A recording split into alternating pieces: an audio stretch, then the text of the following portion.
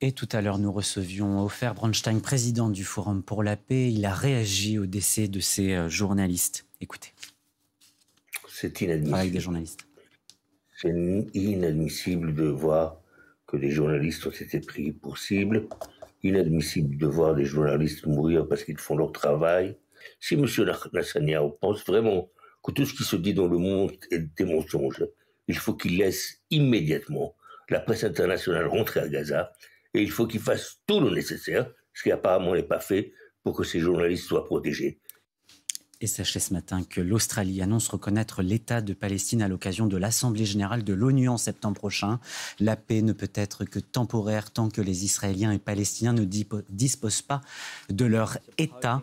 Ce sont les mots du chef du gouvernement travailliste australien. Et de son côté, Benjamin Netanyahou est toujours déterminé à prendre le contrôle de la ville de Gaza. Le Premier ministre israélien qui dit vouloir terminer la guerre, ce sont ses mots. Pas question, selon lui, d'occuper le territoire, mais il entend le démilitariser. Le point, c'est avec Robinson Radenac. Pas question de revenir en arrière pour le Premier ministre israélien, au risque même de perdre tous ses alliés à l'international. Nous ferons tout ce qui est en notre pouvoir pour défendre notre pays, notre peuple et notre avenir. Nous gagnerons cette guerre avec ou sans le soutien des autres.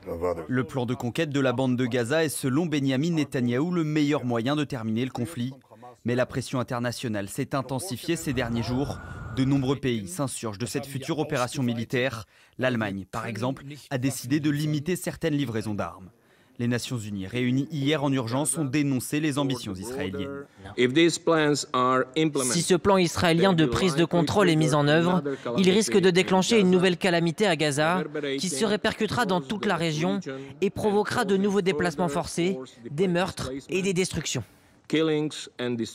Un plan très contesté au sein de la société israélienne. Samedi, des milliers de manifestants ont défilé dans les rues de Tel Aviv pour afficher leur opposition. Et on vient de le voir à l'instant, 60 000 personnes ont manifesté dans les rues de Tel Aviv. Lucas de Bilpin, vous vous trouvez justement à Tel Aviv pour France Info. Lucas, c'est bien le sort des otages israéliens qui inquiète la société israélienne. Oui, nous étions justement à ce rassemblement samedi soir et ces familles d'otages nous expliquaient qu'elles se rappellent très bien l'été dernier que 5 otages ont été exécutés par le Hamas quand l'armée israélienne s'était trop rapprochée des tunnels dans lesquels ils étaient détenus. On avait eu des images de ces otages. Il y avait notamment un otage, Hersh Goldberg, américain, qui est devenu un symbole aujourd'hui en Israël.